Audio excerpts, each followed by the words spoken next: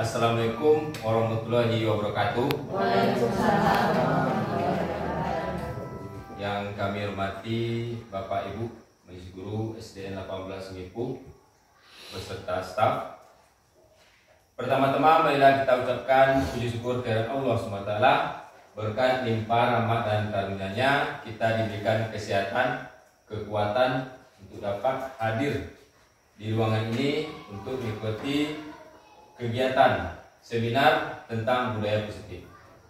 Dan tidak lupa pula kita sampaikan salawat dan salam yaitu kepada Nabi besar Nabi Muhammad SAW. Baiklah Bapak Ibu yang kami hormati, sekarang kami memberikan materi yaitu tentang budaya positif. Sebelum kita lanjut ke materi, kita adakan sebuah speaking sebentar dulu. Bisa diminta Bapak Ibu berdiri semuanya. Mohon Pak Ibu berdiri semuanya. Ya. Kalau Bapak berikan contoh dulu. Kalau nanti disampaikan, halo Bapak Ibu, gimana kabarnya Bapak Ibu? Sehat jasmani, sehat rohani, sehat duit. Ah, siap? Ya Bu? Sehat duit. Ah, kita cobakan. Satu, kita ulang lagi ya. Bagaimana kabar Bapak Ibu? Sehat jasmani, sehat rohani, sehat duit. Ya. Nah, kita cobakan. Satu, dua, tiga. Bagaimana kabar Bapak Ibu? Sehat jasmani, sehat rohani, sehat duit. Alhamdulillah. Ya, silakan Bapak Ibu duduk lagi. Ya, mudah-mudahan kita sehat semuanya sampai ke duit. Nah, kita lanjut. Untuk itu, Bapak Ibu, kita lanjut ke budaya positif. Materi kita hari ini adalah budaya positif.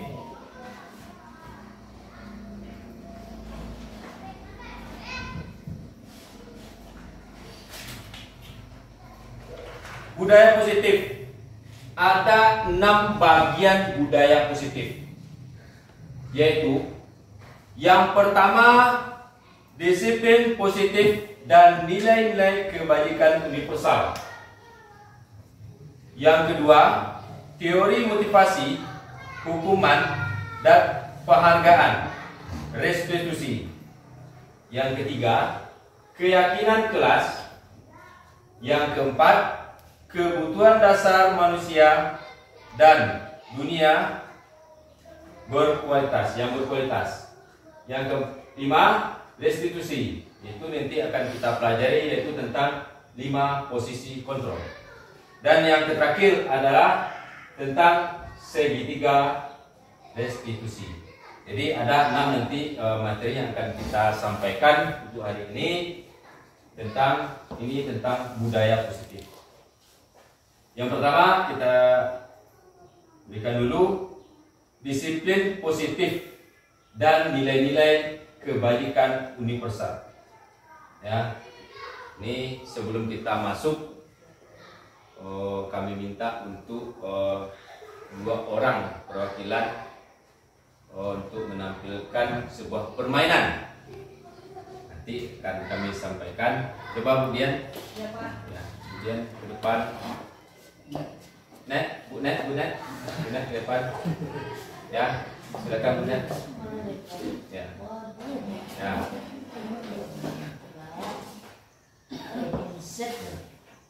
Nih, ada 2 orang teman kita akan menampilkan sebuah permainan. Ya, 1 orang menggenggam tangannya. Ya, Bu Dian apa sih Bu Dian apa Bu Net? Nah, ya Bu Net akan menggenggam tangan. Ya, 1 genggaman. Genggaman ini, yang tangan dengan di genggaman Bu Net ini adalah sangat yang berharga untuk Bu Net. Apakah dia mau buka atau mau tidak, itu tergantung Bu Net. Bagaimana caranya, Bu Dian, supaya tangan yang digenggam oleh Bu Net terbuka? Boleh Bu Dian dengan rayuan, boleh dengan paksaan, ya, atau dengan iming-iming uang, atau dengan paksaan boleh juga. Harus buka gimana? Pokoknya coba supaya Bu Net mau buka. Silakan Bu Dian. Ya, Pak.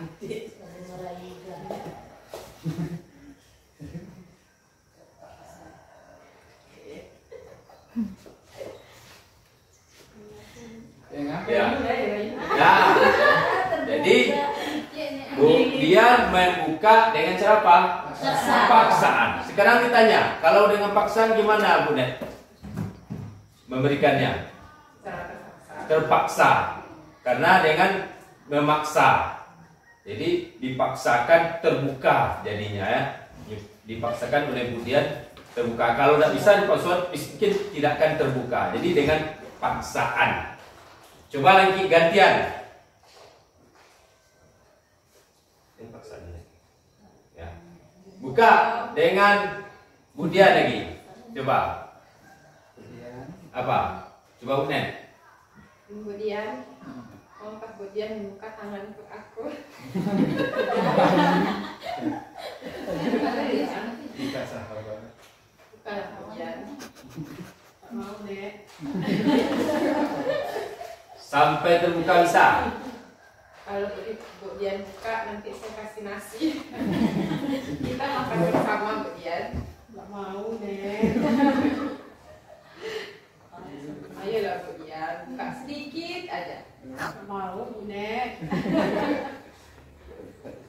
Nanti kalau Bu Dian buka saya bawa. Iya, nanti kalau Bu Dian buka saya bawa main ke taman naik kereta api. Janji ya. Ya. Ya. Terima kasih. Tepuk tangan untuk. Jadi, terima kasih Bu Net dan Bu Dian telah menampilkan. Itu salah satu budaya positif. Ya, salah satu budaya positif. Gimana maksud positif? Lanjut.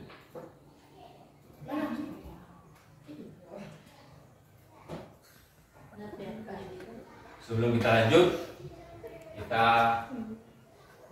jawab dulu pertanyaan permainan tadi. Ada Bu Net dan Bu Dian.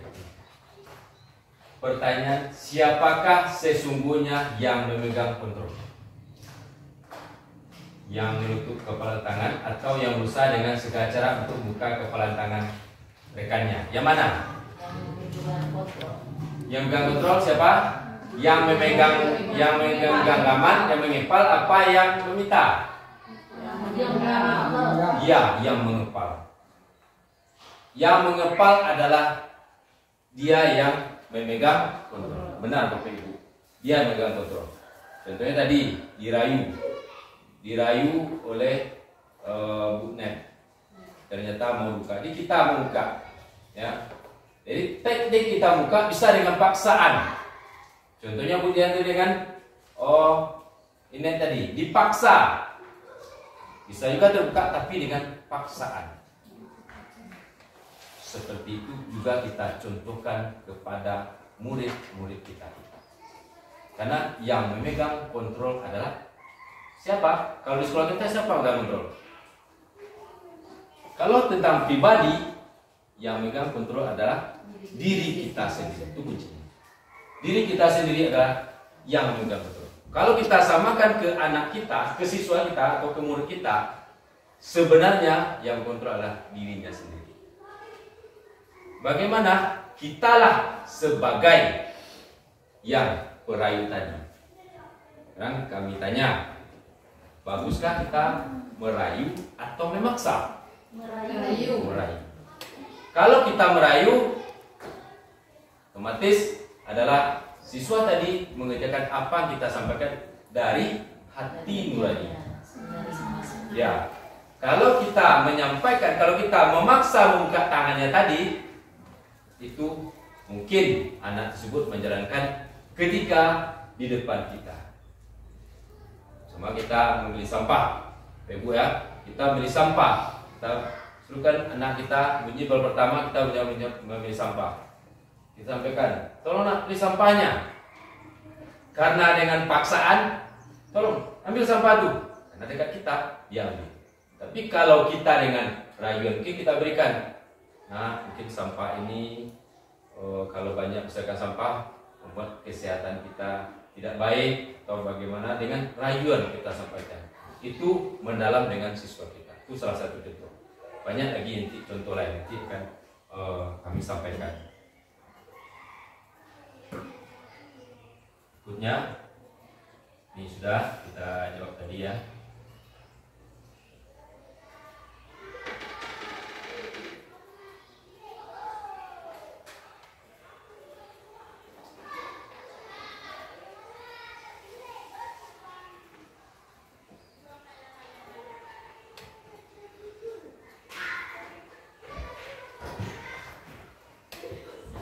Ya, berdasarkan kita sampaikan tadi, sama dengan penyampaian minggam dan posisi kontrol tadi, ada nilai-nilai kebajikan. Nilai kebajikan ini adalah nilai-nilai kebaikan. Ya, nilai contoh nilai kebajikan.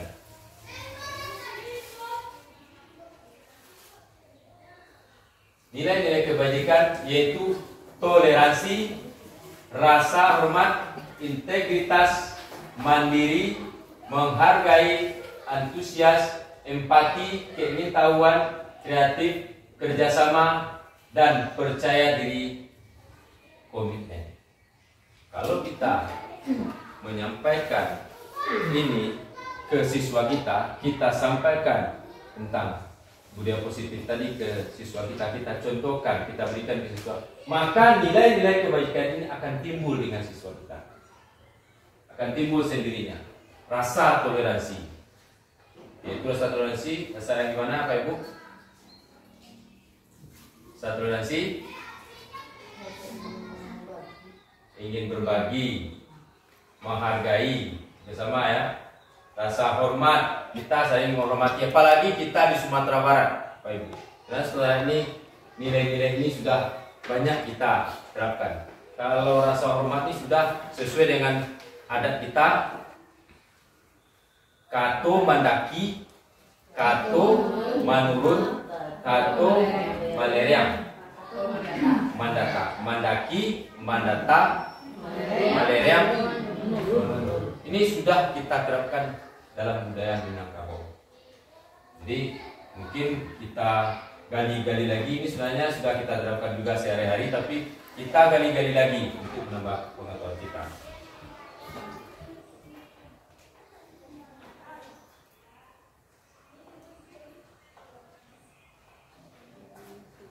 Tujuan penerapan disiplin positif adalah agar terbentuknya murid-murid yang berkarakter, berdisiplin, santun, jujur, peduli, bertanggung jawab, dan merupakan pembelajar sepanjang hayat sesuai dengan standar kompetensi kelulusan yang diharapkan. Ini adalah tujuan dari penerapan disiplin.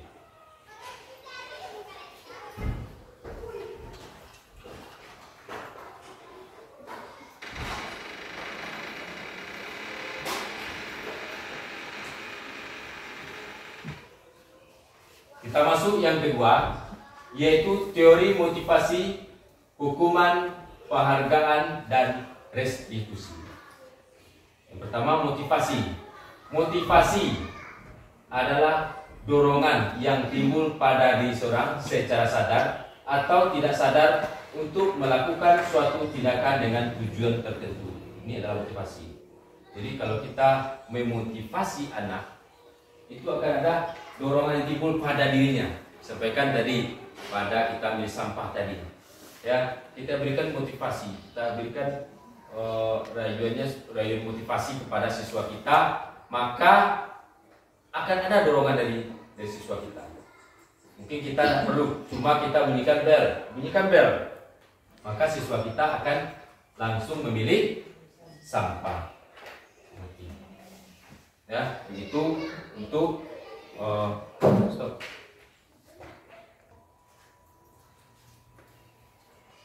Motivasi perilaku manusia ada 3. Yang pertama yaitu untuk menghindari ketidaknyamanan atau hukuman. Jadi motivasi itu ada 3 bagian. Jadi yang pertama untuk menghindari ketidaknyamanan atau hukuman. Contohnya anak kita ke murid kita berikan motivasi yang untuk anak kita. Misalnya kita mendapatkan nilai yang tinggi. Ya, kalau anak yang bagus, kita akan berikan kita tidak memberikan hukuman pada dia. Dia takut, nanti tidak dibuat tugas, nanti akan dapat hukuman. Itu termasuk juga bagian motivasi perilaku manusia. Yang kedua, untuk mendapatkan imbalan atau penghargaan dari orang lain. Misalnya, siswa kita mendapat yang 4 juara disampaikan di depan kelas. Itu adalah penghargaan.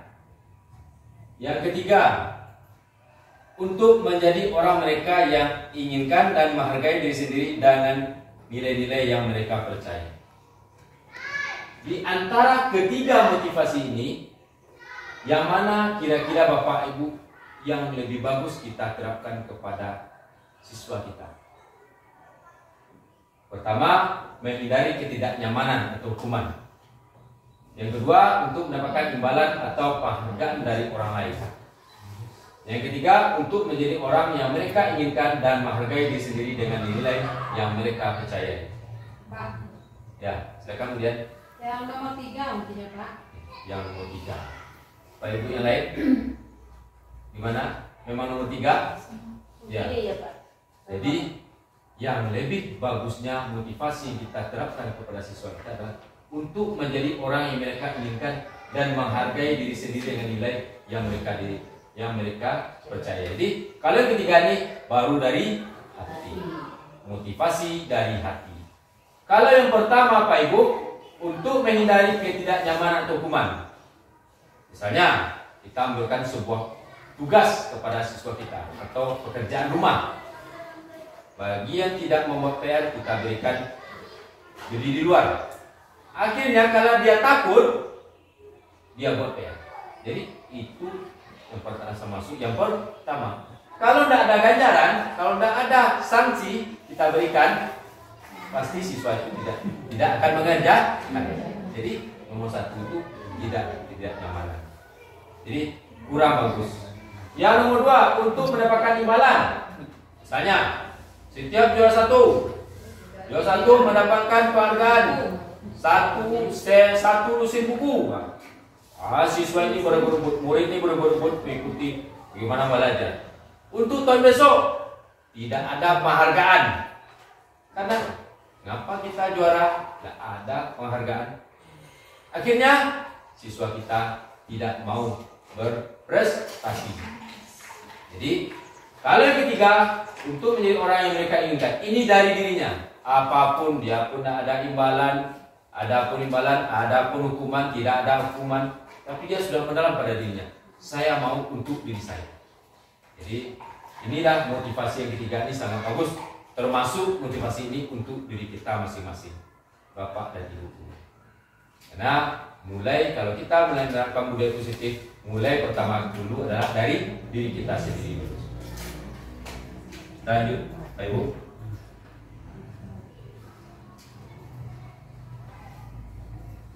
Kita masuk teori motivasi hukuman dan penghargaan. Hukuman, konsekuensi, dan restitusi. Pak Ibu, apa itu hukuman? Kalian tahu apa itu hukuman? Kemudian apa itu hukuman? Hukuman yaitu berupa pemberian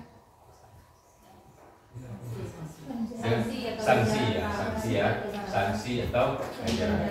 Ya. Nih. Hukuman, makasih kemudian. Hukuman bersifat tidak terencana dan tiba-tiba. yang diberikan kepada murid kita. Hukuman itu bisa berupa hukuman fisik maupun psikis. Murid disakiti oleh suatu perbuatan atau kata-kata. Jadi kalau hukuman ini tidak dia tiba-tiba tidak ada kesepakatan kita dengan siswa. Ya, tidak ada kesepakatan kita siswa. Murid hanya menerima suatu hukuman tanpa melalui kesepakatan. Kalau tidak kita sepakat, ada kok sepakat dengan siswa, kita berikan sanksi langsung, itu namanya hukuman. Ya. Kita lanjut konsekuensi. Suatu terencana atau yang sudah disepakati. Kalau hukuman belum disepakati, tiba-tiba kalau konsekuensi adalah yang sudah disepakati.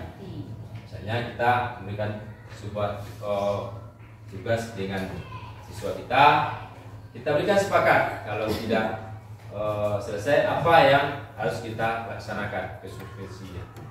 Jadi itu bedanya antara dua ini, hukuman dan konsekuensi. Lebih bagus mana kita terapkan di sekolah, Pak Ibu? Kepada siswa kita, supaya siswa kita ini tampil yang ketiga tadi, motivasinya. Pak, konsekuensi Pak. Ya, makasih Pak Son. Lebih bagusnya kita ada konsekuensi. Ya, udah buat perjanjian. Jadi kita tidak juga bermasalah dengan siswa. Siswa pun mau melaksanakan apa yang akibat dari mereka perbuat tadi. Nah, sudah kita sampaikan.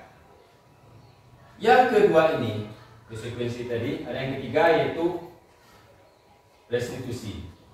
Apa itu restitusi? Restitusi adalah proses menciptakan kondisi bagi murid untuk memperbaiki kesalahan mereka, sehingga mereka bisa kembali pada kelompok mereka dengan karakter yang lebih kuat. Maksudnya di sini Pak Ibu, kita ada sebuah permasalahan dengan siswa kita.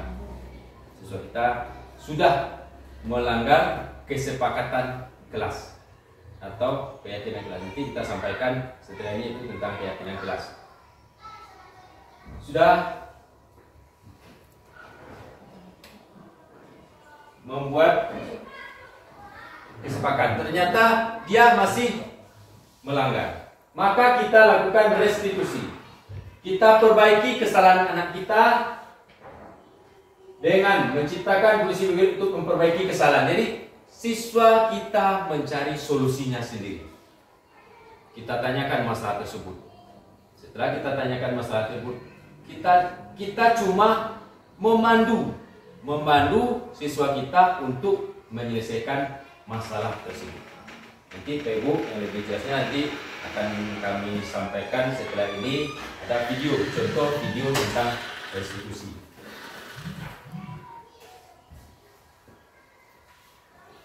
Nah, ini ada sebuah tindakan tentang hukuman atau konsekuensi. Pak Ibu, Pak Ibu. Nomor 1, duduk di bangku di pinggir lapangan pada jam istirahat tidak diizinkan bermain oleh guru piket karena mencederai teman saat bermain lapangan. Ini termasuk hukuman atau konsekuensi? Hukuman. Jadi yang pertama jawabannya hukuman. Sepakat Pak Ibu? Ya. Nanti kita lihat ya, cek. Yang kedua, berjemur di lapangan basket jam 12 siang karena mau ngobrol dengan teman. Hukuman.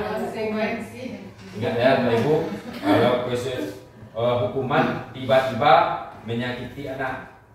Kalau konsekuensi adalah sudah sepakat dengan anak, ya, tidak terlalu menyakiti siswa atau murid. Yang ketiga, terlambat hadir di pembelajaran dari 15 menit dan diminta untuk tinggal 15 menit sesudah kelas usai untuk membahas ketinggalan pembelajaran. Murid diminta bertelanjang kaki sepanjang hari karena tidak memakai sepatu warna hitam sesuai peraturan sekolah. maka menyakiti Nah, anak murid upah. diminta bertuan tetap. Iya, dia mau buka sepatunya sepanjang hari. Jadi pagi itu kita dibuka sepatunya sampai pulang baru pakai sepatu. Ya, hukuman kah apa? Konsekuensi. Ingat, kalau menyakiti itu, kalau yang tidak menyakiti itu. Nah, yang nomor 4, berdiri di depan kelas sambil mengangkat kaki. 1. Karena tidak menjawab pertanyaan. Hukuman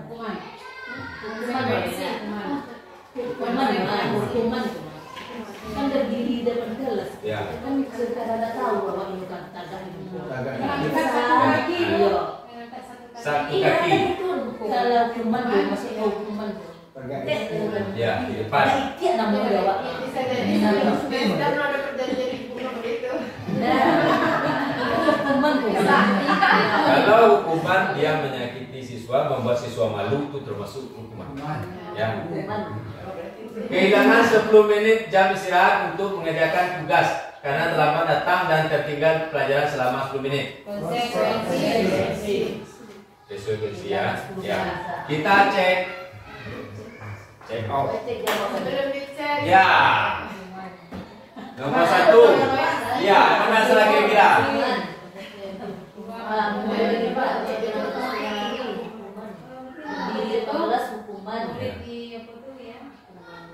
Duduk di bangku pinggir lapangan beristirahat tidak diizinkan bermain oleh guru karena mencintai teman bersama. Ini termasuk ke konsekuensi. Kenapa Pak Ibu? Duduk pinggir lapangan pada jam istirahat. Ini tidak menyakiti siswa. Ya. Ini tidak memalukan siswa. Dia cuma duduk di pinggir lapangan, bukan di tengah lapangan. Ya, dia di pinggir lapangan duduknya. Kalau di tengah mungkin bisa itu menjadi malu untuk siswa kita. Hukuman nomor 2 itu jelas. Nomor 3, terlambat hadir di pembelajaran dari 15 menit, diminta untuk tinggal 15 menit, ini jelas ya. Nomor 4, murid minta pertanyaan gini, hukuman menyakiti siswa kita. Karena kalau buka sepatu mungkin siswa kita, apalagi lapangan kita itu berkerikil, itu membuat sakit kaki anak kita, itu masuk hukuman. Berdiri pandai sambil mengangkat kaki. Ya, tadi Bu Net itu adalah hukuman. Ya, karena memalukan siswa kita di depan. Secara otomatis teman-teman ini akan menertawakannya. Dia akan malu dan menjadi minder. Hukuman. Kira sebelum jam istirahat untuk mengerjakan tugas karena terlambat datang dan tertinggal pelajaran selama 10 menit. Itu konsekuensi ini sudah betul. Ya, lanjut. Sudah bisa Pak Ibu membedakan konsekuensi dengan hukuman? Sudah? Kalau hukuman sesuatu yang menyakiti yang harus terjadi, itu yang hukuman. Sesuatu yang menyakiti harus terjadi. Kalau konsekuensi sesuatu harus terjadi. Kalau restitusi merupakan pilihan dengan siswa kita. Yang berikutnya, hukuman tidak nyaman untuk murid anak untuk jangka waktu panjang. Misalnya seperti tadi, berdiri depan kelas dengan satu kaki. Secara otomatis anak itu tidak aman. Sampai di luar dia akan tertawa. Sampai besok mungkin murid kita, teman-temannya akan menertawakannya. Itu tidak membuat rasa dia tidak nyaman. Ujung-ujungnya gimana? Besok tak sekolah, libur, akhirnya berhenti sekolah. Yang berikutnya, tidak nyaman untuk murid anak jangka waktu pendek. Kalau konsekuensi tidak nyaman itu cuma jangka waktu pendek. Contohnya tadi, dengan berdiri di tepi pinggir lapangan, kan cuma pinggir lapangan. Dia nyamannya besok tidak seperti itu lagi, tidak akan ditertawakan oleh teman-temannya. Kalau restitusi memerlukan untuk murid atau anak dalam jangka waktu yang panjang. Yang hukuman, korban mendapatkan keadilan. Korban ya, korban bisa diabaikan. Korban ini adalah yang apa tadi? Murid atau anak tersakiti. Ini kata kunci juga Pak Ibu ya. Kalau hukuman, murid akan tersakiti. Ya, contohnya tadi dengan sepatu, tidak pakai sepatu ya. Ya, akan kakinya nanti bisa sakit karena kerikil. Murid tidak dibuat nyaman. Kalau konsekuensi murid tidak cuma nyaman, tidak nyaman, cuma itu, cuma tidak nyaman. Kalau yang konsekuensi, perilaku pasif agresif meningkat.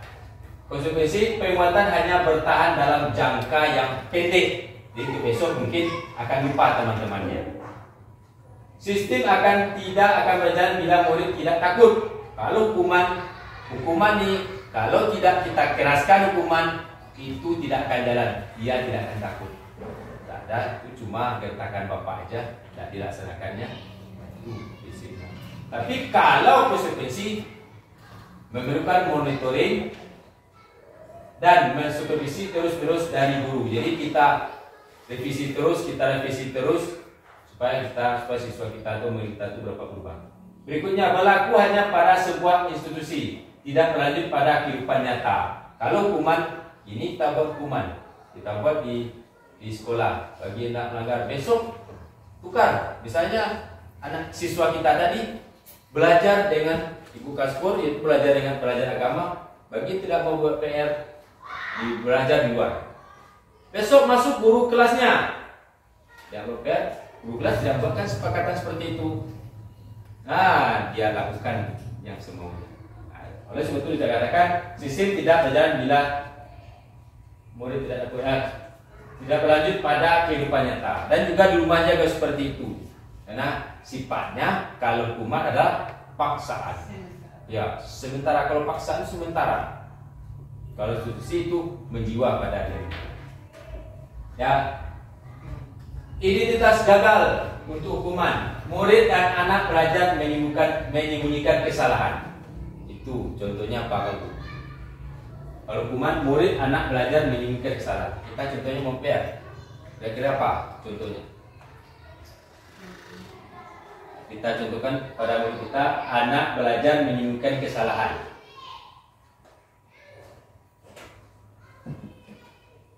Hukuman, kita berikan hukuman misalnya, ya. Contohnya ketika sedang belajar, tiba-tiba dia makan secara sembunyi-sembunyi. Makasih kemudian, ya itu termasuk pelanggaran juga. Kita berikan kalau makan di sekolah akan kita berikan hukuman misalnya kan. Jadi karena dia dia sembunyi-sembunyi, dia makan sembunyi-sembunyi supaya tidak tahu, supaya kita tidak tahu. Akhirnya dia tidak dapat hukuman. Itu tidak dirinya. Berikut juga membuat PR. Ingat Pak Ibu siswa kita, murid kita, dia lupa membuat PR. Apa dia kerjakan pagi-pagi di sekolah ini? Dibuatnya PR. Dia sembunyi-sembunyi. Kalau tidak takut di dalam lokal, dia kerjakan di WC. Ya, kok nanti kena marah oleh guru. Daripada kena marah dari guru, dia kerjakan di WC. Itu namanya menyembunyikan kesalahan. Ya, kalau kita konsekuensi, murid akan belajar taat peraturan. Tak mungkin kita tidak membuat PR. Nanti kita jadi itu dalam diri kita. Jadi itulah contohnya tentang hukuman dan konsekuensi. Jadi kira-kira Pak Ibu, lebih bagusnya kita hukuman apa konsekuensi? Konsekuensi. Lebih bagusnya kita konsekuensi. Kita ansur-ansur menjiwai pada siswa kita supaya siswa kita dapat berubah. Untuk melakukan konsekuensi ini, kita tidak bisa lepas dari keyakinan kelas. Ya, Pak Ibu, keyakinan kelas. Apa itu keyakinan kelas? Adalah nilai-nilai kebajikan universal yang disepakati secara tersirat dan tersurat lepas dari latar belakang suku, negara, bahasa maupun agama. Ini maksudnya kita membuat keyakinan kelas. Di kelas kita buat peraturan keyakinan kelas kita ini yang disepakati oleh seluruh lokal warga kelas tersebut. Ya, kalau untuk lingkup besarnya seluruh warga sekolah.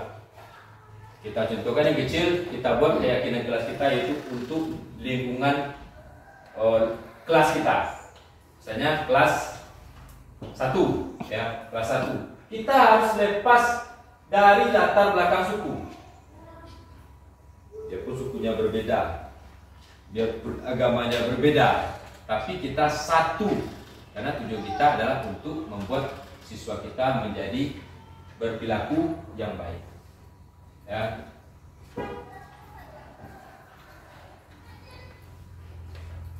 Jadi keyakinan kelas adalah kesepakatan kelas kita. Ini contoh keyakinan kelas.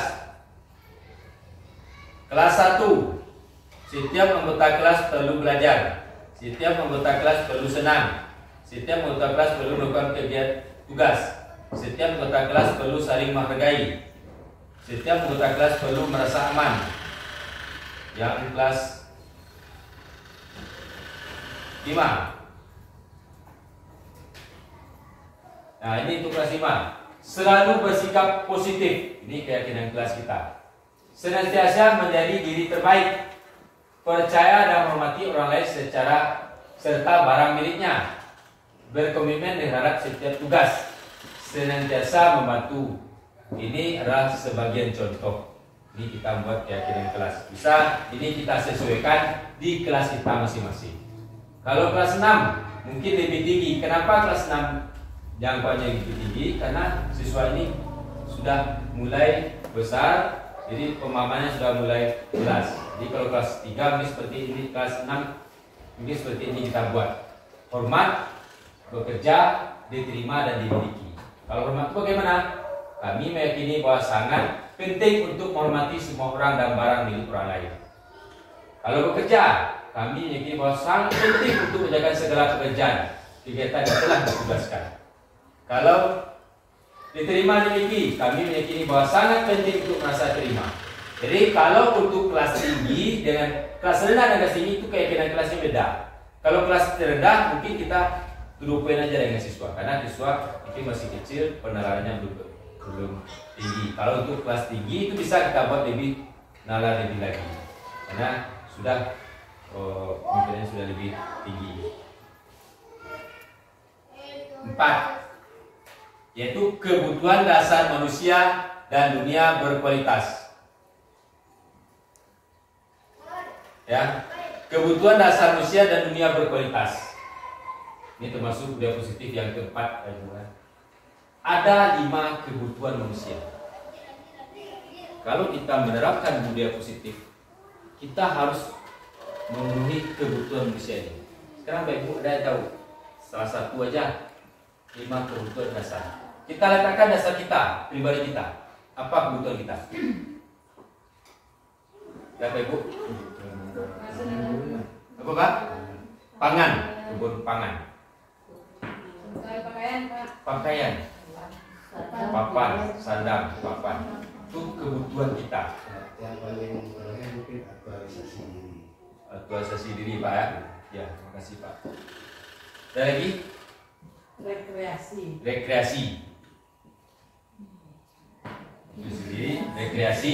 Ya, rekreasi termasuk kebutuhan. Ya, kalau kita kerja terus tanpa rekreasi mungkin ini jenuh. Itu termasuk kebutuhan pribadi. Kira-kira apa lagi Pak Ibu? Ya, kebutuhan apa lagi? Banyak kebutuhan yang mungkin tidak tersampaikan, tetapi kita sendiri kita, apalagi tepuk tadi, ya, yang tadi kebutuhan kan? Tepuk apa? Bagaimana kabar Bapak Ibu? Sehat jasmani, sehat rohani, sehat hidup. Ini termasuk kebutuhan? Ya, termasuk kebutuhan kita. Ya, semua kita lakukan dalam usaha untuk mendapatkan apa yang kita inginkan. Ketika kita mendapatkan apa yang kita inginkan, sebetulnya kita sedang memenuhi suatu atau lebih satu kebutuhan dasar kita. Kebutuhan bertahan hidup itu tadi, pangan jadi. Ya, kebutuhan bertahan hidup. Kasih sayang dan diterima. Bahasa Inggrisnya love and boil begin. Ya. Kalau bekas pun itu lebih lengkapnya love dan apa?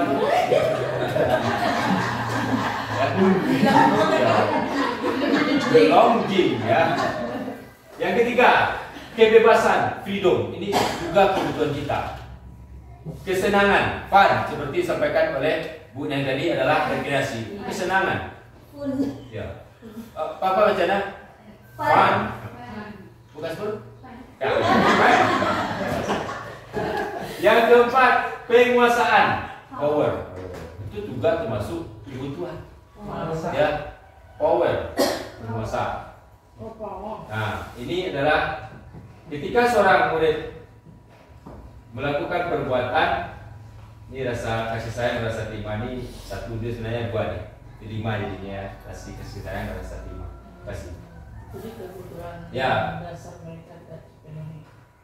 Ketika murid melakukan suatu perbuatan yang bertentangan dengan nilai-nilai kebajikan, nilai kebaikan yang kita sampaikan tadi, mesti ingat Ibu, dengan toleransi, hormat, empati. Nah, itu kalau tidak terpenuhi suatu kebutuhan dasarnya, maka itu bertentangan dengan dia. Atau melanggar peraturan, hal itu sebenarnya dikarenakan mereka gagal memenuhi kebutuhan dasarnya. Jadi kita sebagai guru, kita harus melihat kebutuhan apa yang perlu dengan murid. Mungkin bisa Pak Ibu, ini kita contohkan dengan murid kita. Misalnya Pak Ibu, murid kita itu sering dimarahi di rumah. Orang tuanya pemarah. Sekarang kami tanya, kalau anak itu di rumahnya sering dimarahi orang tua, dia pemarah orang tuanya, apa kejadian di sekolah? Siswa itu sikapnya gimana di sekolah? Nakal. Menarik perhatian. NPO. Ya, bahasa kitanya mencari perhatian. Ya. Ya kan Pak Ibu, itu kan terbukti. Kenapa? Kebutuhan dasarnya kasih sayang dan rasa terima kasih tidak ada di.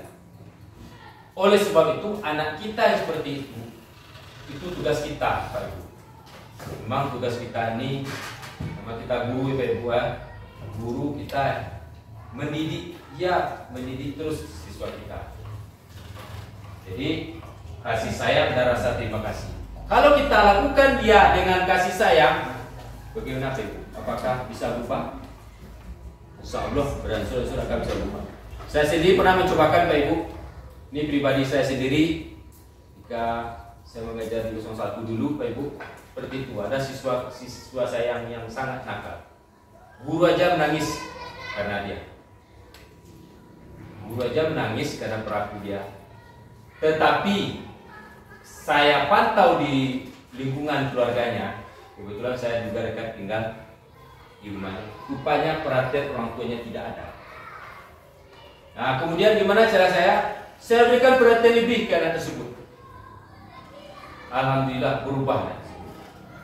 Beransur-ansur berubah. Kalau saya 100% itu tidak mungkin Pak Ibu. Tapi beransur-ansur anak itu akan berubah. Sampai pun ketika itu Pak Ibu, apapun yang saya misalnya ada sesuatu yang saya butuhkan, saya minta tolong ke dia. Tolong namanya Topit. Tolong ambil pompa di sebelah. Tolong ambilkan bola kaki di situ. Dia berlari. Akhirnya diperhatikan, dia berubah. Lambat laun mentalnya berubah. Mungkin tidak 100%, tapi ada perubahan. Itulah tugas kita. Ya, jadi kita harus ngerti ini, kebutuhan siswa ini sama-sama kita perhatikan. Berikutnya, Pak Ibu. Yang keempat, berikutnya adalah dunia berkualitas. Dunia berkualitas adalah tempat khusus dalam pemikiran kita. Tempat kita menyimpan gambaran representasi dari semua yang ada diinginkan. Bisa berisi orang-orang, hal-hal apa saja yang terbaik, dan hidup Anda akan membuat Anda merasa bahagia dan terpenuhi kebutuhan dasar kita. Jadi dunia berkualitas ini itu adalah pikiran kita, ya Bapak Ibu, pikiran kita untuk berisi orang-orang, hal-hal apa saja yang terbaik untuk diri kita. Untuk masuk dunia berkualitas, sarannya adalah bahwa sesuatu harus terasa sangat baik. Jadi kalau dunia berkualitas kita capai, kita harus pertama dulu harus memenuhi kebutuhan dasar kita dulu. Pasti akan tercapai dunia berkualitas. Itu maksudnya Bapak Ibu. Ya, kita masuk yang kelima, restitusi yang disampaikan tadi, ada 5 posisi kontrol untuk restitusi. Sekarang coba Pak Ibu kan ke depan. Nah, ada 5 posisi kontrol. Yang pertama adalah penghukum. Posisi kontrol tadi adalah yang membuat kontrolnya. Yang kedua, pembuat merasa bersalah. Yang ketiga, teman. Yang keempat, pemantau. Yang kelima adalah manajer. Ini ada 5 posisi kontrol untuk mengatasi. Apa gunanya ini? Untuk mengatasi permasalahan siswa. Misalnya siswa ini tak bermasalah. Yang mana kita pakai? Apakah penghukum? Apakah pembuat merasa bersalah? Apakah teman? Apakah pemantau? Apakah manajer? Kira-kira Bapak Ibu yang mana? Belum kami jelaskan, nanti akan kami jelaskan. Kira-kira mana lebih bagus? Yang nomor 5 Pak. Manajer, ya. Kira-kira manajer. Nanti kita lihat apakah benar penyampaian dari Bu Dian tadi. Ya, silakan Pak Ibu coba lihat karena ada ini video.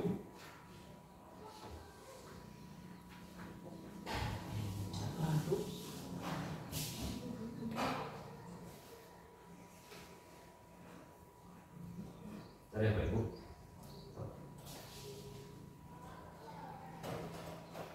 Ya, Pak Ibu, coba kita lihat video 5 posisi kontrol untuk mengatasi masalah siswa kita. Ya, Ibu dan Bapak guru hebat dalam penerapan disiplin positif restitusi. Salah satu program yang dikembangkan adalah 5 posisi kontrol. 5 posisi kontrol dalam restitusi adalah proses perjalanan seorang pendidik agar dapat mengenali dirinya. Pada video kali ini, kita akan membahas tentang 5 posisi kontrol yang dikembangkan oleh Dian Dawson dan contoh penerapannya. Coba kita perhatikan Pak Ibu. Ini contoh. 5 posisi kontrol itu adalah 1. Posisi penghukum. 2. Posisi pembuat merasa bersalah. 3. Posisi teman. 4. Posisi pemantau atau monitor. Dan 5. Posisi manajer. Untuk lebih memahami kelima posisi tersebut, mari kita saksikan kasus Naren yang terlambat hadir 20 menit di sekolah dan melihat bagaimana kelima posisi kontrol dalam menghadapi masalah tersebut. Coba kita perhatikan ini sebuah posisi menghukum. Kita lihat situasi.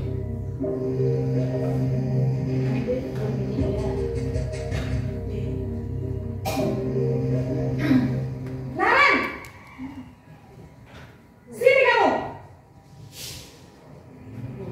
Selamat pagi Bu.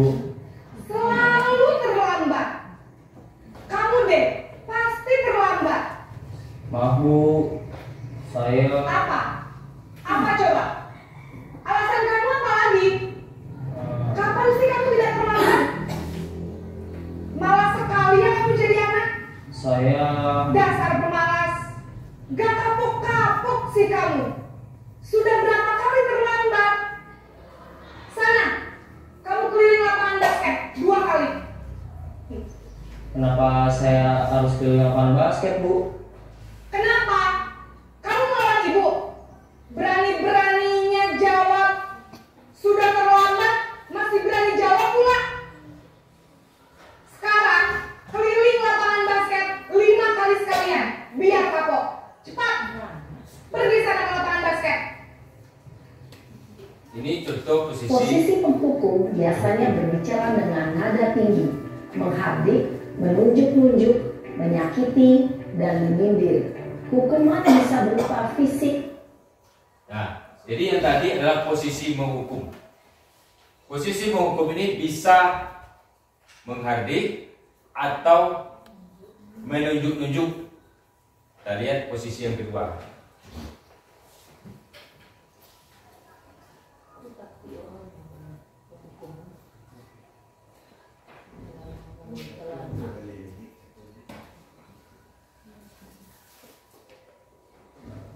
maupun psikis, berontak, bahkan menyimpan dendam. Di posisi menghukum ini bisa menyimpan dendam pada siswa kita. Ya, itu akan membuat tertanam ke dirinya. Misalnya, murid tersebut lalu butuh pemarah, pasti akan seperti itu, membuat dendam dengan dirinya. Kita masuk posisi yang kedua.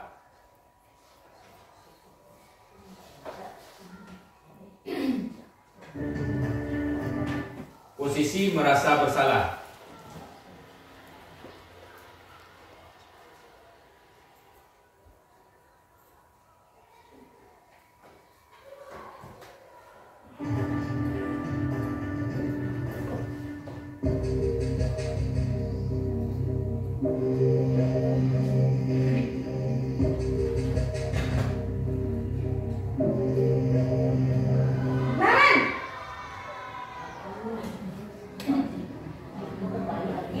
Selamat pagi, Bu. Naren, kamu kenapa terlambat lagi, nak? Ya Tuhan, Naren, kamu senang ya bikin ibu susah ya? Kalau kamu terlambat lagi, nanti ibu yang ditegur bapak kepala sekolah, nak. Disangka ibu tidak bisa membina kamu. Duh, gimana ini? Maaf, Bu. Duh, Gusti Naren, kamu suka ya kalau ibu ditegur bapak kepala sekolah? Terus, sekarang ibu harus tulis apa ini di buku absen? Ini kamu sudah sering terlambat loh. Ibu harus apa coba? Maaf, Bu. Maaf sekali. Ya sudah, lain kali jangan bikin ibu susah lagi ya, nak ya. Ibu tidak akan kuat lagi kalau kamu gini terus. Bisa jantungan kalau ibu ditegur bapak kepala sekolah. Sana cepat ke kelas. Maaf ya, Bu. Maaf sekali. Posisi. Nah, ini posisi kedua, pembuat merasa bersalah. Jadi yang membuat merasa bersalah tadi, membuat bersalah, kita menyampaikan. Jadi ujung-ujungnya mana, Bu? Dia merasa bersalah. Ini gara-gara akibat saya nih, guru saya kena marah. Tidak baik mental siswa jadinya. Jadi kita lanjut berikutnya. Yang ketiga adalah posisi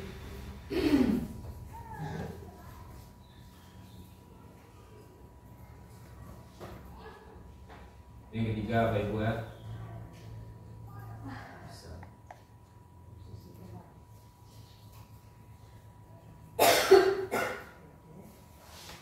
Posisi sebagai teman.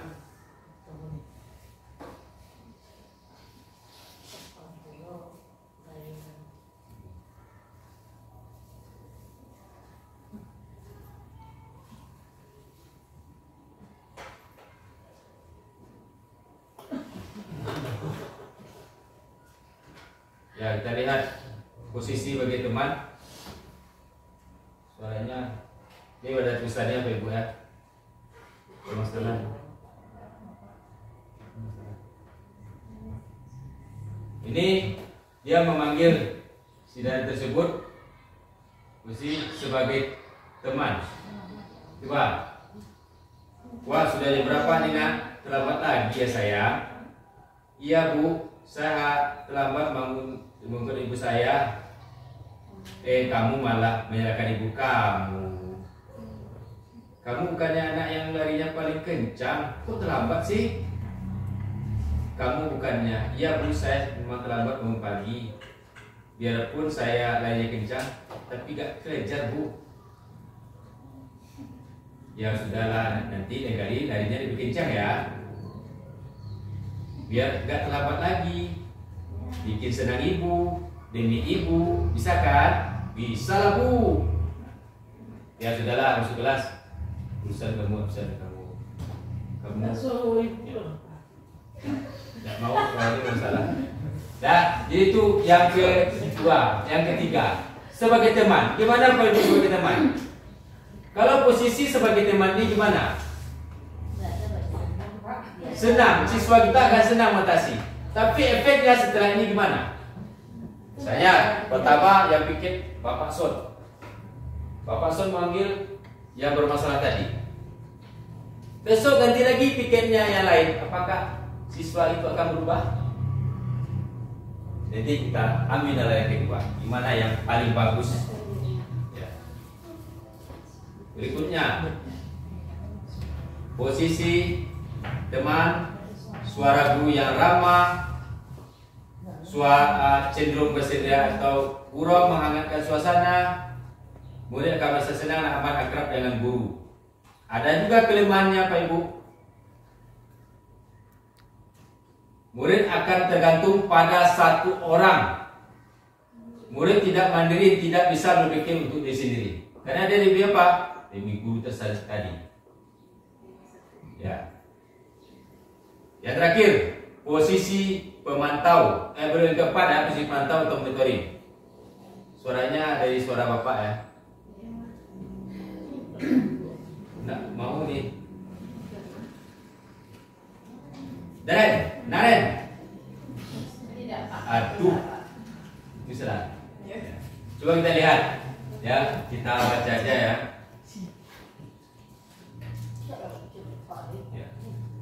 Kita harus sekolah jam 7 Bu. Kita tanya kepada siswa kita. Iya betul, sekarang sudah jam berapa? Jam 7.30. Apa konsekuensi jika kamu terlambat hadir? Paham Bu, saya tinggal kelas pas jam istirahat selama 20 menit. Itu konsekuensinya. Ya benar, konsekuensi demikian. Jadi nanti 9.30 pas istirahat kamu tinggal di kelas dan kerjakan tugas tambahan untuk tinggal kamu ya. Baik Bu. Ini adalah posisi pemantau. Jadi memantau menggunakan perhitungan atau data-data yang kontrol pada siswa kita. Seorang pemantau akan bersuara datar, tidak emosional, tidak bersenda, gurau, ataupun melakukan suara tinggi. Terciptanya intensitas positif. Dampak memantau, murid akan menghitung konsekuensi dan hadiah tanpa memahami sepenuhnya nilai kebaikan yang ditiru. Jadi ada, rupanya ganjarannya tidak susah, tidak apa-apa, yang tidak apa, kalau terlambat. Yang berikutnya, yaitu posisi manajer. Yang terakhir Bu ya.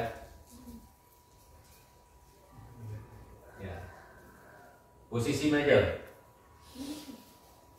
Naren. Selamat pagi Bu. Ya, ini sebuah posisi di mana anaknya terlambat.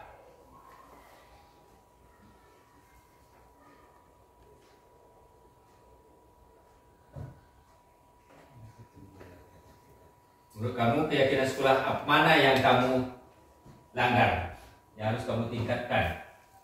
Menghargai di seorang orang lain mungkin. Ya. Jadi setuju jika Naren meyakini prinsip saling menghormati tersebut. Ya Bu, saya meyakini. Nah, Naren bersedia memiliki masalah keterlambatan tadi. Bersedia Bu. Karena kalau kamu memiliki masalah keterlambatan tadi. Jadi ini posisi kontrol yang kelima, yaitu sebagai manajer. Ya. Ada Bu, kakak saya, Kak Ima katanya.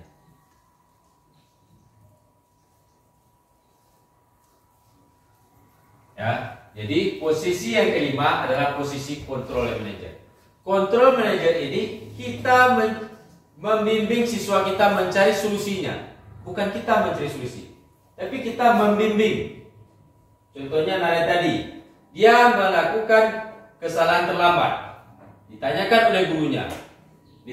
oleh gurunya, gimana, apa permasalahannya, kenapa dia terlambat, gimana solusinya. Kita mencari solusi. Jadi siswa tersebut mencari solusinya sendiri. Kalau siswa telah mencari solusinya sendiri, pasti dia mendalam pada jiwanya. Ya Bu, katanya tadi kan kakak saya bangunnya lebih pagi. Saya tanyakan kepada kakak saya bilang kepada kakak saya bahwa tiap pagi bangun saya. Jadi di antara 5 posisi kontrol itu, yang posisi kontrol yang mana yang bagus kita terapkan Pak Ibu? Yang kelima, yaitu sebagai manajer. Itulah posisi kontrol yang dapat kita terapkan di sekolah kita. Ya, jadi mungkin itu budaya positif. Ya, budaya positif yang perlu kita terapkan di sekolah kita. Jadi sekarang Pak Ibu, ada pertanyaan penyampaian saya tadi?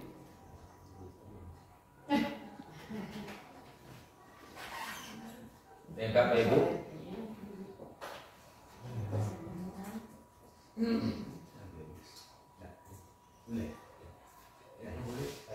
Ya, silakan Pak.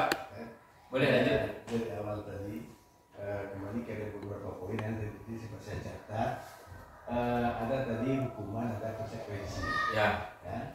Bisa nggak suatu ketika hukuman berubah jadi satu konsekuensi, atau sebaliknya konsekuensi itu berubah jadi satu hukuman sesuai dengan situasinya? Terima kasih. Ya. Makasih Pak. Ada sesuatu hukuman menjadi konsekuensi, konsekuensi menjadi hukuman. Ya, sesuai situasi. Ya, ini pertanyaannya sangat bagus Pak Ibu.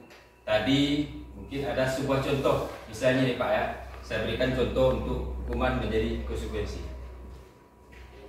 Misalnya dengan pembelajaran PJOK.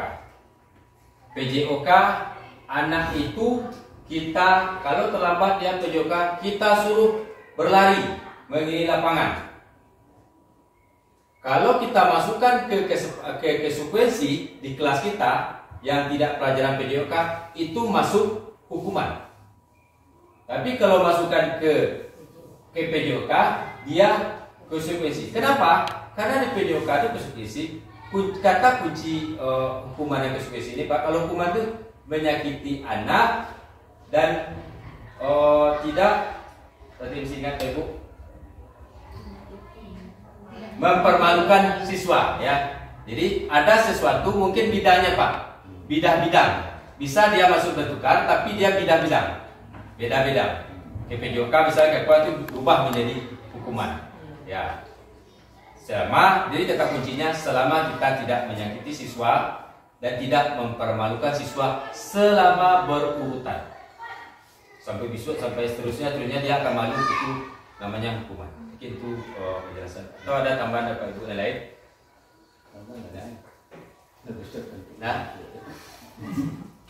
Nah, jadi terima kasih Pak. Terima kasih penjelasannya Pak. Ya, sama-sama Pak. Dah, Pak Ibu. Sudah lengkap Pak Ibu? Sudah lengkap? Dah. Jadi, dah.